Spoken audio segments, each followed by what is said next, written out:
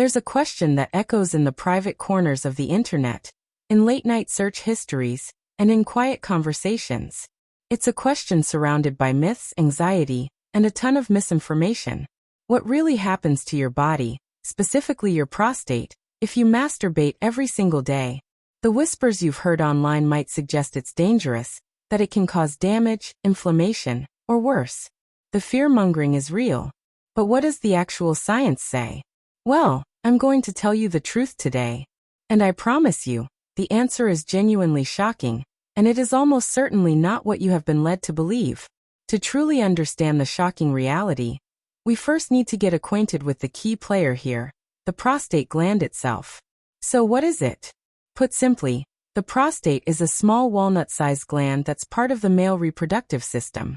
Its main job is to produce the fluid that nourishes and transports sperm, what we know as semen. It sits just below the bladder and in front of the rectum. For such a small gland, it plays a massive role in a man's health, especially as he gets older. And because it's so important, it's also the source of a lot of anxiety. You've probably heard the claims, the myths that circulate in locker rooms and on internet forums, that frequent masturbation can wear out the prostate, that it can lead to chronic inflammation, a condition known as prostatitis, or the one thing men fear most, that it could somehow increase your risk of prostate cancer. These fears are understandable. Prostate cancer is one of the most common cancers among men, so anything that might affect that risk is taken very seriously. For decades, these fears went largely unchallenged, chalked up to old wives' tales or moral warnings disguised as health advice. But then researchers at one of the most prestigious universities in the world decided to stop guessing. They decided to put the myths to the test with a massive long-term scientific study. And what they found didn't just challenge the myths. It blew them out of the water completely. It changed the entire conversation about masturbation and prostate health forever. So, what is this shocking secret? What did the science finally reveal? The landmark study I'm talking about comes from a place you've definitely heard of, Harvard University, specifically the Harvard T.H. Chan School of Public Health. And this wasn't some small-time survey. They followed nearly 32,000 men for almost 2 decades, meticulously tracking their lifestyles and health outcomes. One of the key data points they looked at was ejaculation frequency. When they analyzed the data, the results were stunning. They were the very definition of, "You won't believe it." Here it is. The study found that men who reported a higher frequency of ejaculation had a significantly lower risk of developing prostate cancer. Let me say that again because it bears repeating. More frequent ejaculation was linked to a lower risk of prostate cancer. The numbers were specific and significant. Men who ejaculated 21 or more times per month had up to a 33% lower risk of getting prostate cancer, compared to men who ejaculated only 4 to 7 times per month. This finding is the complete opposite of the old fears. Far from being harmful, the evidence pointed to a powerful protective effect. This wasn't a fluke. The results have been supported by other research, including a major Australian study that found a similar protective link. So the big question is why? How could something so simple have such a profound impact on the health of the prostate gland? Scientists have a few leading theories, and they all make a lot of sense. The first and most popular one is often called the prostate stagnation hypothesis. Think of your prostate's ducts as tiny pipes. The theory suggests that regular ejaculation helps to flush out these pipes.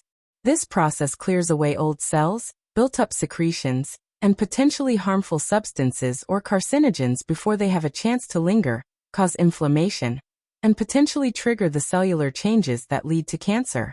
It's essentially a natural cleansing mechanism. The second theory revolves around cellular health. Every time a cell divides, there's a tiny chance of a genetic error, a mutation that could lead to cancer. The hypothesis here is that frequent ejaculation promotes a healthier cycle of cellular turnover. It encourages the prostate to replace old, potentially damaged cells with new, healthy ones more efficiently, reducing the opportunity for cancerous cells to take hold and multiply. And a third idea connects to stress and inflammation. We know that chronic inflammation is a major risk factor for many types of cancer. The act of ejaculation is linked to a reduction in tension and psychological stress. By lowering stress levels, You might also be lowering the body's overall inflammatory response, which would naturally contribute to a healthier internal environment for the prostate. So when you put it all together, the science paints a clear picture. Regular ejaculation, whether from sex with a partner or from masturbation, appears to play a significant role in maintaining a healthy prostate by cleaning out the system, promoting healthy cell turnover, and potentially reducing inflammation. It's a powerful combination. So that science is incredible for understanding long-term health and cancer risk. But I know for many of you watching, the concern isn't just about the future. It's about the frustrating symptoms you're dealing with right now. I'm talking about waking up multiple times a night, that constant annoying feeling that you can't fully empty your bladder, or a weak stream that's just plain frustrating. If that sounds familiar, I want to pause for just a moment and share something special. There's a fascinating video presentation that reveals a powerful spring water juice based on an unusual Asian remedy that targets the root cause of these very symptoms, what they describe as a hidden prostate clog. It's designed to provide fast relief for those exact issues. Point your phone's camera at the QR code you see on the screen right now to watch it. It will open right on your phone. I've also put the direct link as the top pinned comment below this video. Go ahead, open it in a new tab. And then come right back because we still need to cover the bigger picture of prostate health. Alright, so for the rest of the bigger picture of prostate health, you might be thinking, this is incredible. Is frequent ejaculation a magic bullet? A guaranteed way to prevent prostate cancer? And this is where we need to be responsible and look at the bigger picture. The answer is not exactly. It's crucial to understand that this research shows a very strong correlation, not necessarily a direct one-to-one causation. What does that mean? It means that while the link is powerful, there could be other factors involved. For example, it's possible that men who have a higher ejaculation frequency also tend to have other healthier lifestyle habits. And that combination is what leads to the reduced risk. The key takeaway is that ejaculation frequency is likely one important piece of a much larger puzzle when it comes to prostate health. It is not a license to ignore everything else. Think of it as one powerful tool in your toolbox, but you need other tools too. What are they? First, diet is critical.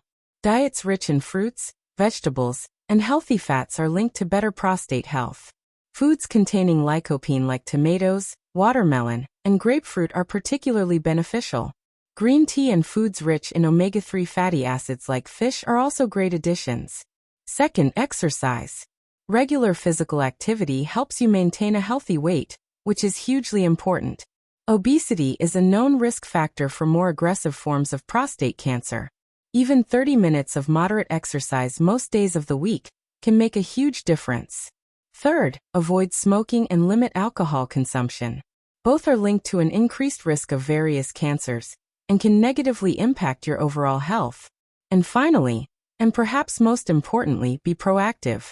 Nothing, not diet, not exercise, not ejaculation frequency, replaces the need for regular medical checkups, especially for men over the age of 40 or 50, or for those with a family history of prostate cancer.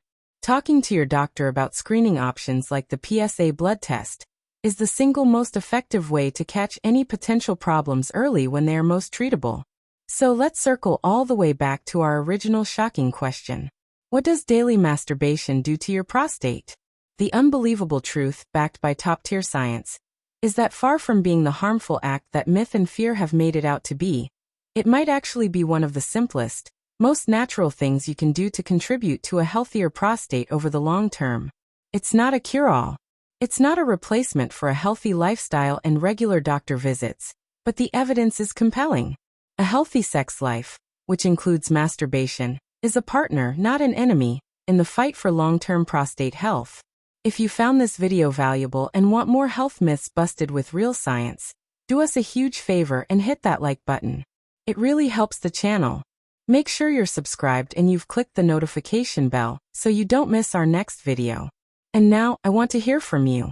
What other men's health myths have you heard that you want us to investigate next? Drop them in the comments below. Stay healthy, stay curious, and I'll see you in the next video.